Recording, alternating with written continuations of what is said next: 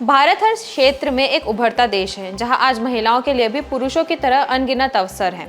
लेकिन आज भी राजनीति एक ऐसा क्षेत्र है जहां महिलाओं को पुरुषों के मुकाबले कम आंका जाता है और उन्हें कई बार उनके हुनर अनुसार राजनीति में अवसर नहीं मिलते। वहीं इस बार भी 2024 के लोकसभा चुनाव में महिलाओं को टिकट देने के नाम पर हर पार्टी ने कंजूसी दिखाई।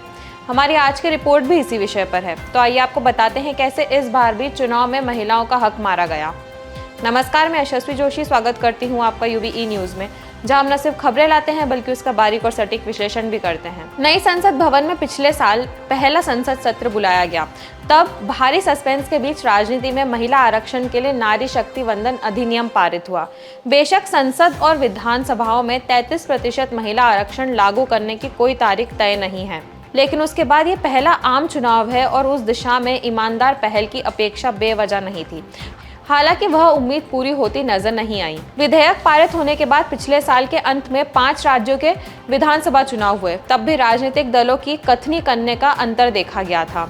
फिर भी उम्मीद थी कि जिस संसद ने महिला आरक्षण पर मुहर लगाई, उसके चुनाव में तो कुछ पहलकदमी दिखेगी। अब नाउम्मीदी का आलम यह है कि पहले 2 चरणों में जहां चुनाव हुए, वहां महिला उम्मीदवारों का प्रतिशत मात्र 8 रहा।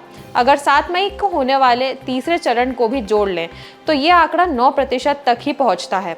अति आशावादी भी यह खुशफहमी नहीं पालना चाहेंगे कि शेष चरणों में यह 33% पर पहुंच जाएगा। पहले चरण में लोकसभा की 102 सीटों पर वोटिंग हुई। इसमें कुल 1625 उम्मीदवार मैदान में थे, जिनमें से 135 ही महिलाएं थीं। दूसरे चरण में 89 सीटों के लिए कुल 1198 उम्मीदवार मैदान में थे, जिनमें से मात्र 100 महिलाएं थीं।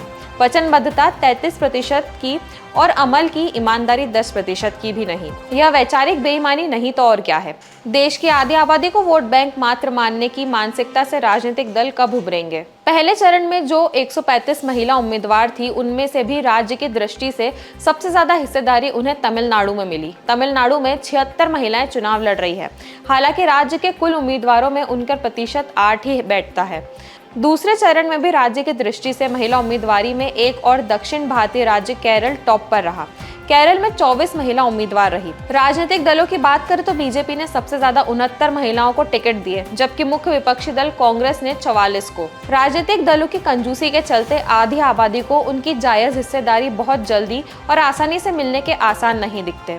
माना कि अभी तक महिलाओं को संसद और विधानसभाओं में 33% हिस्सेदारी की कोई कानूनी बाध्यता नहीं है, लेकिन क्या राजनीति में वैचारिक वचनबद्धता और नैतिक ईमानदारी का कोई अर्थ नहीं?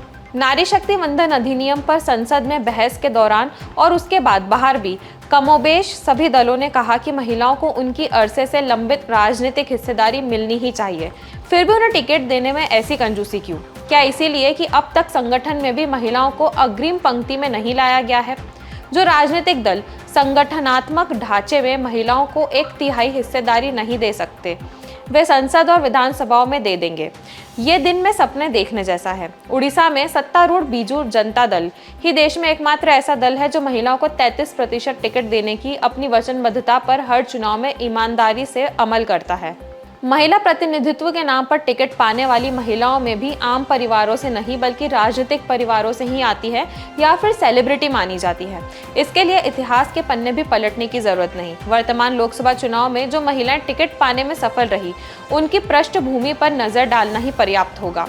फिल्म अभिनेत्री हेमा मालिनी के सेलिब्रिटी होने के चलते ही तीसरी बार मथुरा से चुनाव नहीं लड़ रही। नई दिल्ली से बांसुरी स्वराज को क्या सुषमा स्वराज की पुत्री होने के कारण टिकट नहीं मिला? इस बार बीजेपी के टिकट पर खड़ी अमरावती की निवर्तमान चर्चित सांसद नवनीत राणा भी 3 बार के निर्दलीय विधायक रवि राणा की पत्नी है। मुख्यमंत्री एकनाथ शिंदे की शिवसेना के यमनमाल वाशिम से निवर्तमान सांसद हेमंत पाटिल की पत्नी राजश्री पाटिल को टिकट दिया गया। दिंदौरी से बीजेपी उम्मीदवार डॉक्टर भारती पवार पूर्व मंत्री एटी पवार की पुत्रवधू है। बिहार के पूर्व मुख्यमंत्री लालू यादव की 2 बेटियां मीसा भारती और रोहिणी आचार्य चुनाव मैदान में हैं।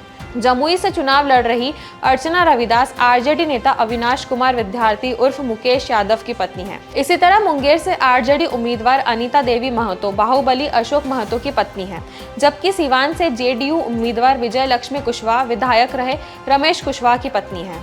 आधी आबादी के प्रति राजनीतिक दलों का ये रवैया तब और भी निराशाजनक लगता है जब निवर्तमान लोकसभा में ही सबसे ज्यादा 78 महिलाओं के निर्वाचित होने का आंकड़ा सामने हो और महिलाएं मतदान में भागीदारी से पुरुष को लगातार पीछे छोड़ रही हो। तो यह थी हमारी आज की खास रिपोर्ट और आपको ये कैसी लगी, अपने विचार हमसे ज़रूर साझा करें। वीडियो पसंद आए तो इसे लाइक और शेयर करें, साथ ही चैनल को सब्सक्राइब ज़रूर करें। यूबी न्यूज़ आपके लिए लाता रहेगा देश विदेश से जुड़ी ऐसी ही खबरें। तब तक के लिए धन्यवाद।